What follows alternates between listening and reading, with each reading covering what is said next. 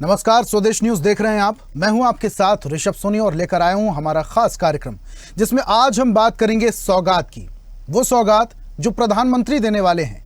प्रधानमंत्री नरेंद्र मोदी 30 मार्च को छत्तीसगढ़ दौरे पर आ रहे हैं। प्रधानमंत्री ने चुनाव से पहले यहां का दौरा कर पंच से लेकर पार्लियामेंट बनाने आमजन से अपील की थी और पीएम की अपील का मान रखते हुए छत्तीसगढ़ की जनता ने भाजपा को भारी बहुमत से जिताया।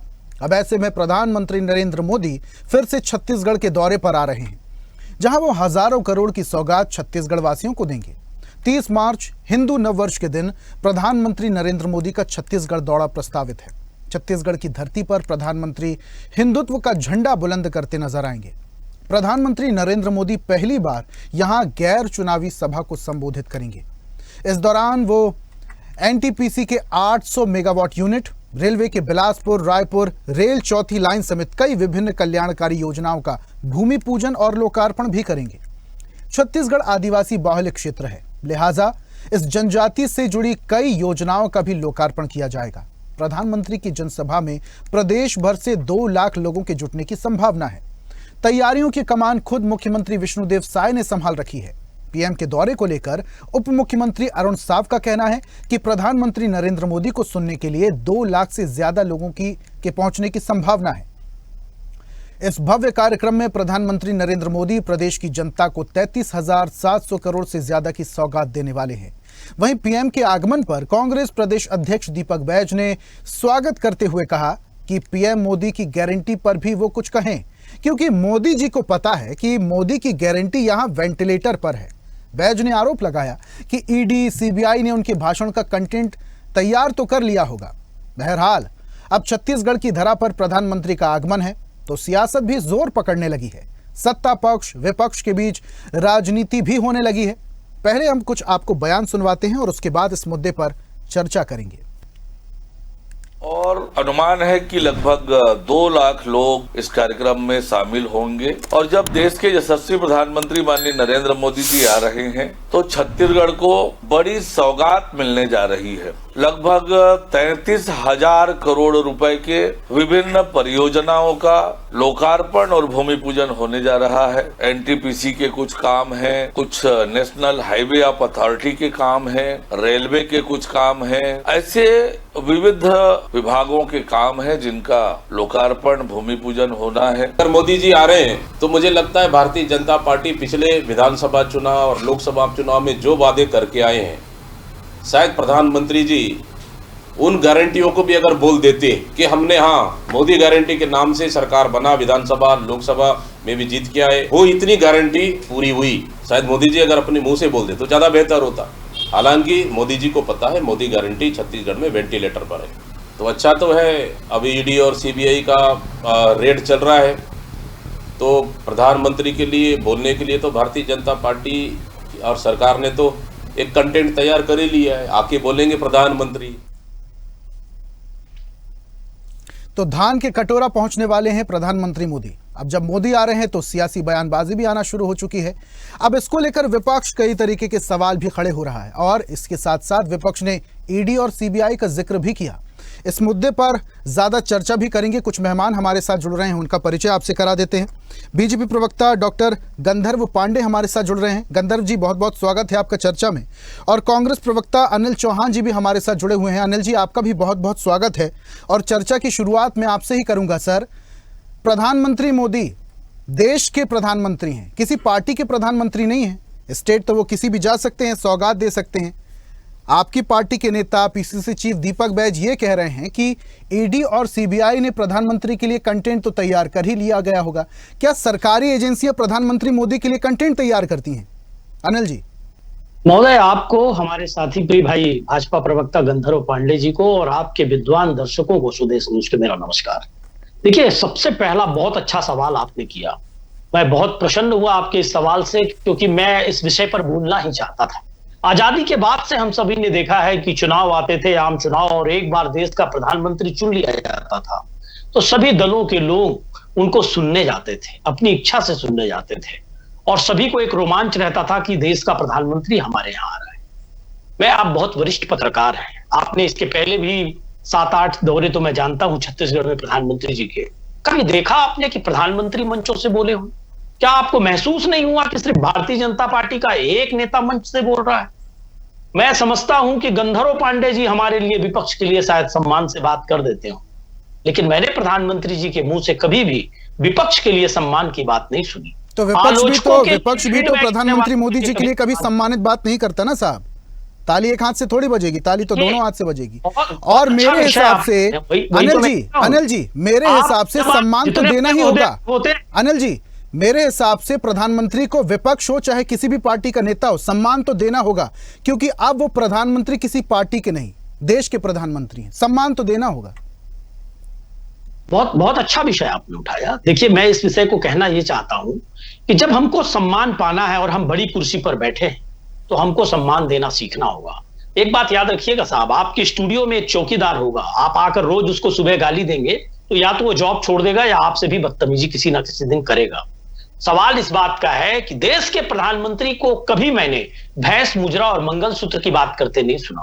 कभी मैंने नहीं सुना कि देश का प्रधानमंत्री कहता हो कि मैं तो आतंकियों को और असामाजिक तत्वों को कपड़ों से पहचान लेता हूं। किस धर्म की तरफ टारगेट था आप समझिएगा। और आज आपको पता है सौगात मोदी चल रहा है, क्योंकि रमजान का महीना है, बिहार में चुनाव है।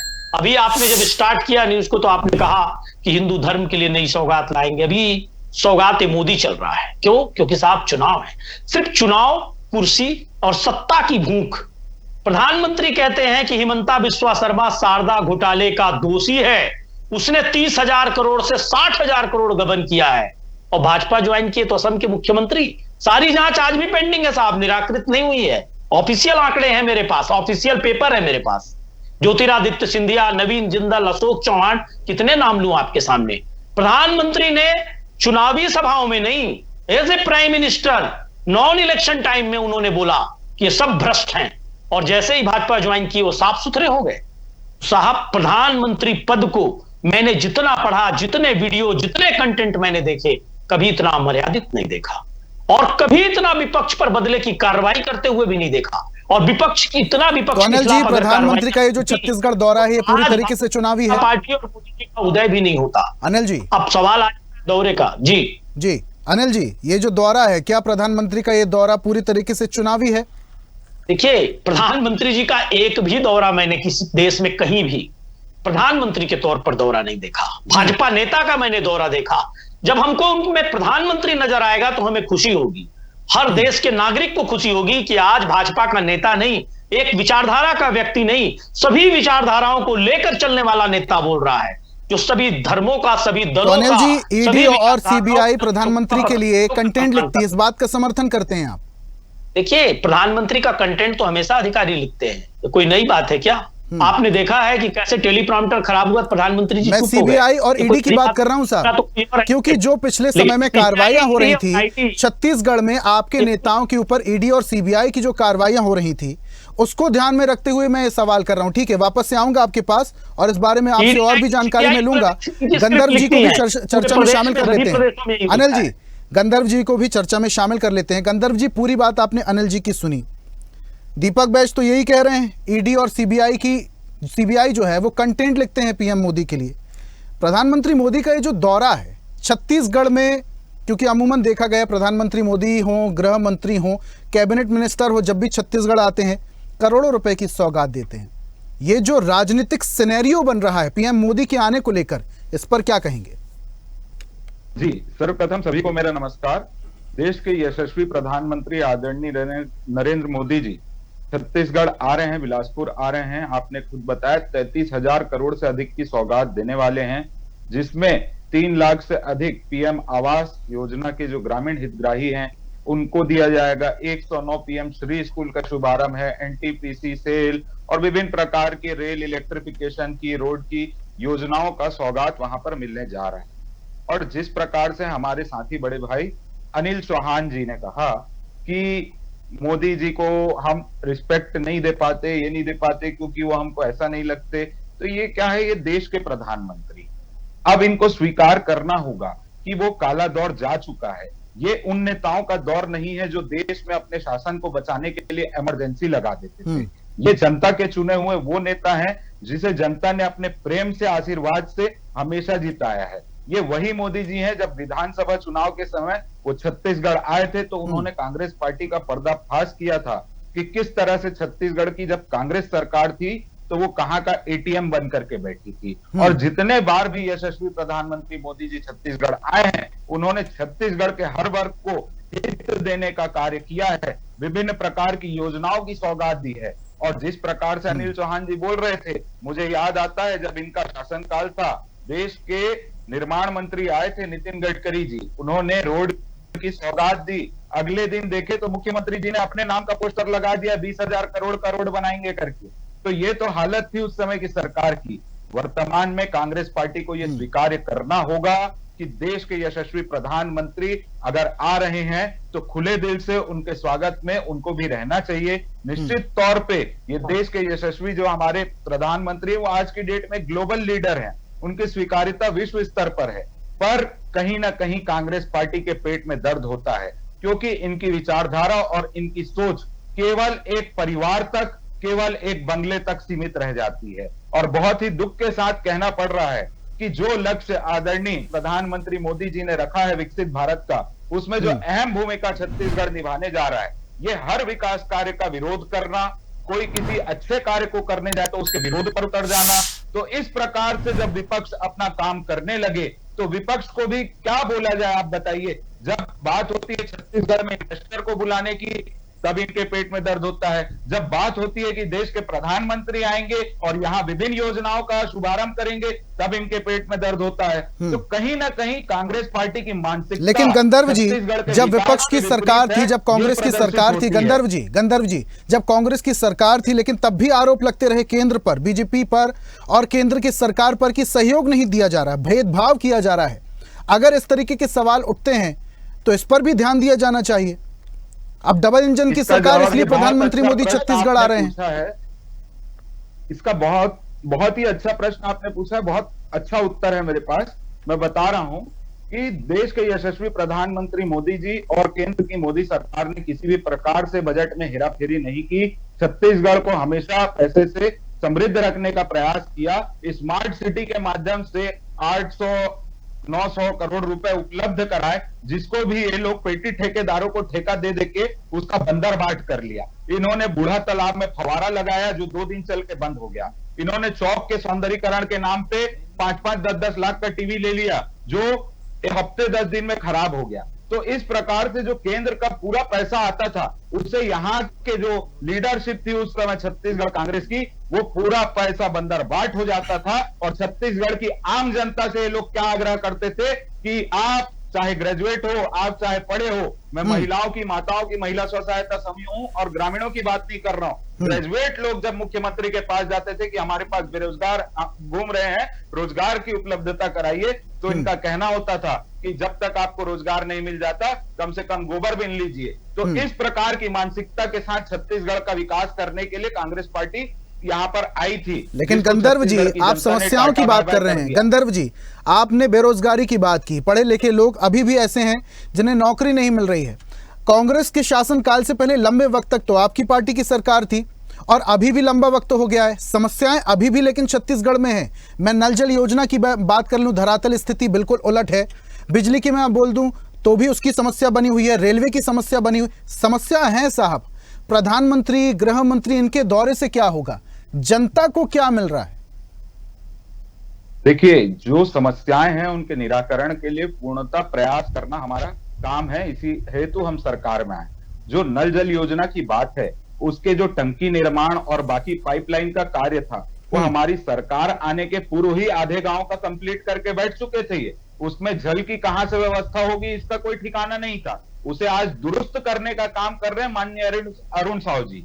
तो आप जब देखेंगे जितनी केंद्र की योजनाएं थी, जब हम कहते हैं कि छत्तीसगढ़ को पर्याप्त जो प्रधानमंत्री आवास मिलने थे उसे भी ये लोग वापस कर दिए। उसके बाद जितनी केंद्र की योजनाएं थी उसे किस प्रकार से इन्होंने बर्बाद करने का काम किया। इन्होंने जब प्रधानमंत्री जन औषधि केंद्र खुलने का इनके पास अवसर था तो इन्होंने क्या किया, वो हेल्थ डिपार्टमेंट के प्रोजेक्ट को इन्होंने नगर निगम में डाल दिया और धनवंतरी और विभिन्न योजनाओं को, हेल्थ के सारे प्रोजेक्ट्स को पीडब्ल्यूडी और नगर निगम में घुसा करके वहां पर काम करना चालू कर दिया, क्योंकि वहां पर इन्हें पैसा खाने में या किसी भी प्रकार से वहां के जो लोग थे, मैंने बार बार कहा है कि अमरीश बिना भ्रष्टाचारी योजनाएं बनाते हैं। जब यहाँ पर जन औषधि केंद्र सेंट्रल लेवल से चल रहा तो उसमें इनको अपना जबरदस्ती लगाना था।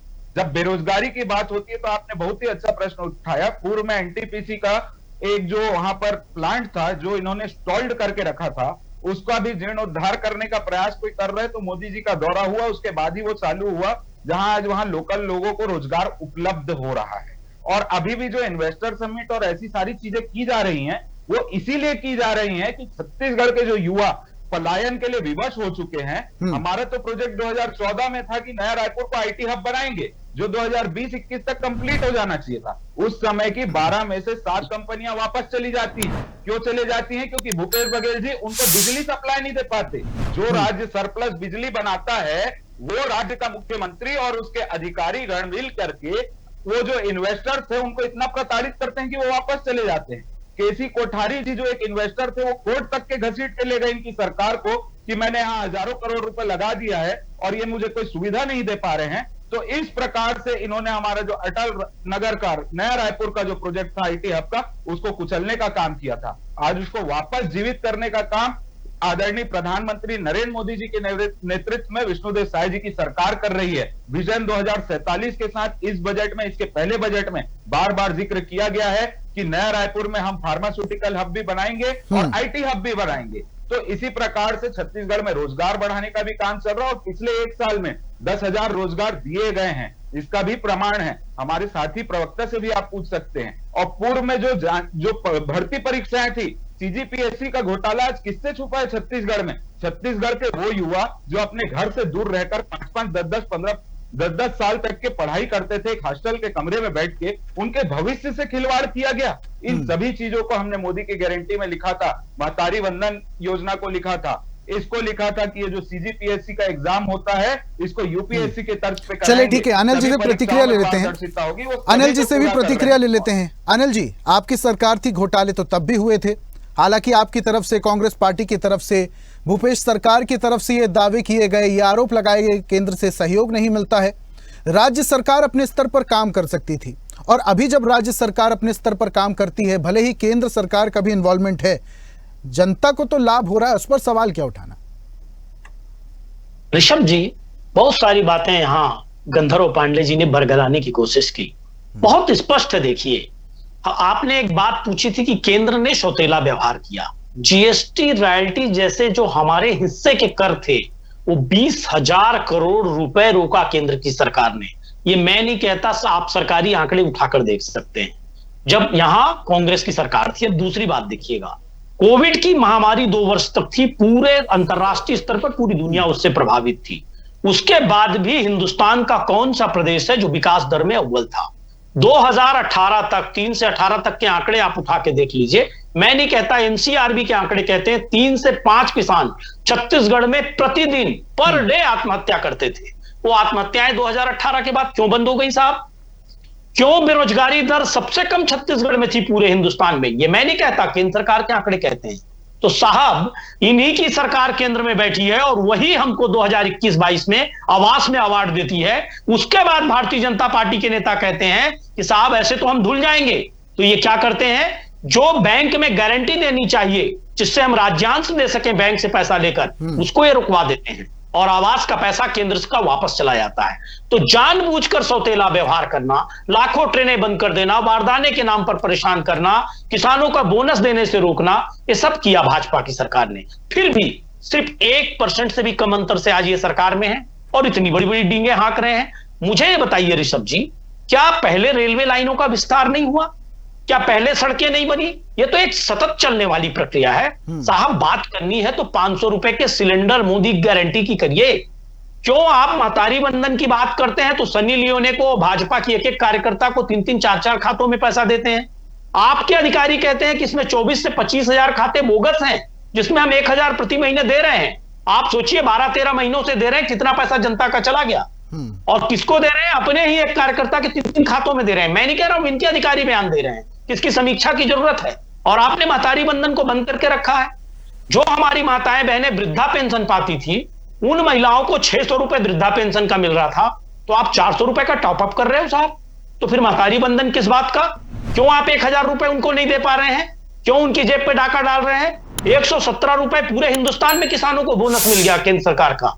छत्तीसगढ़ की बारी आई तो 117 रुपए प्रति क्विंटल 20,000 करोड़ रुपए का डाका डाल दिया गया ऋषभ जी। और विपक्ष अगर सवाल पूछता है तो विपक्ष को शर्म आनी चाहिए। विपक्ष ऐसा क्यों कर रहा है साहब? सवाल क्यों पूछते हैं आप? नहीं तो हम ईडी, आईटी, सीबीआई भेज देंगे आपके घर, आप पर ये आरोप लगा देंगे 2.5% अल्पसंख्यक है, हम कह देंगे कि आप अल्पसंख्यकों की सिर्फ बात करते हो, संविधान और कानून की बात नहीं करते, और ज्यादा करोगे तो हम इमरजेंसी की याद दिला देंगे। ऋषभ जी, एक बहुत बहुत मशहूर शेर है कि चमन को सींचने में कुछ पत्तियां झड़ गई होंगी बेशक, ये आरोप है हमसे चमन से बेवफाई का, और रौंद डाला जिन्होंने मासूम कलियों को पैरों तले, वो दावा कर रहे हैं चमन की रहनुमाई का। ये हाल है भारतीय जनता पार्टी का। चलिए ठीक है, आखिर में चर्चा अपने आखिरी दौर में है। गंधर्व जी से भी कुछ प्रतिक्रिया ले लेते हैं। अनिल जी, इसका प्रधानमंत्री, ठीक है, गंधर्व जी से भी प्रतिक्रिया ले लेते हैं। गंधर्व जी, लाइनें सुनी आपने अनिल जी की, क्या आपके पास भी कुछ पंक्तियां हैं?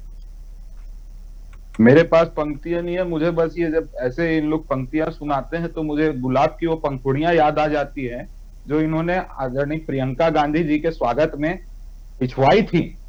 वो किसके पैसे से बिछवाई थी? ऐसा स्वागत, मतलब मैं तो आज तक देखा नहीं कौन से स्तर के वो नेता है, नहीं क्या वो देश के प्रधानमंत्री हैं। देखो, इसीलिए नफरत दिख गई। अब ये चाय वाले पे आ जाते हैं।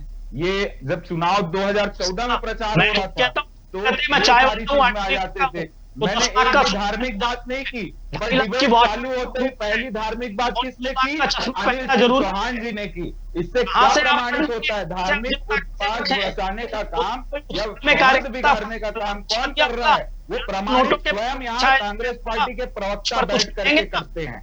आप देखिए, हिंदू नववर्ष में अगर प्रधानमंत्री मोदी जी का छत्तीसगढ़ में दौरा है और यहाँ 92% हिंदू जनसंख्या है, तो इसमें क्या दिक्कत है? इनको क्या आपत्ति है उसकी खुशी मनाने में कि हिंदू नववर्ष में देश के प्रधानमंत्री छत्तीसगढ़ आ रहे हैं? इनके पेट में दर्द यही रहता है कि देश के प्रधानमंत्री यहाँ आएंगे।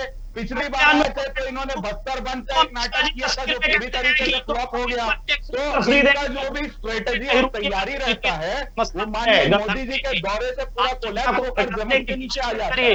तो उसी की पीड़ा ये बार बार बताते हैं कि अगर मोदी जी आएंगे तो हमारी सच्चाई फिर से सामने रखेंगे। वो फिर बताएंगे कि इमरजेंसी में क्या हुआ, वो फिर बताएंगे कि कॉमनवेल्थ में क्या हुआ, वो फिर बताएंगे ऑगस्टा लैंड में क्या हुआ। और जिस सरकार, लेकिन गंधर्व जी, मोदी जी आएंगे तो सौगात भी देंगे छत्तीसगढ़ को, और इसी बात का इंतजार है छत्तीसगढ़ की जनता को। गवाही है। दोनों मेहमानों का हमारे साथ जुड़ने के लिए बहुत बहुत शुक्रिया। गंधर्व जी और अनिल जी, दोनों मेहमानों का जुड़ने के लिए और चर्चा में शामिल होने के लिए, अपने तर्क रखने के लिए बहुत बहुत शुक्रिया। आज हम बात कर रहे थे छत्तीसगढ़ में प्रधानमंत्री मोदी के आगमन को लेकर जो तैयारियां चल रही हैं और जो सौगात प्रधानमंत्री मोदी छत्तीसगढ़ की जनता को देने वाले हैं, छत्तीसगढ़ के भविष्य को देने वाले हैं, सभी की निगाहें उस पर टिकी हुई हैं। आज की खास पेशकश में फिलहाल इतना ही। तमाम अपडेट्स के लिए बने रहिए स्वदेश न्यूज के साथ। सबसे पहले देश। लेटेस्ट खबरों के लिए लाइक, फॉलो और YouTube पर सब्सक्राइब करें, बेल आइकन दबाएं, साथ ही विजिट करें swadeshlive.com पर।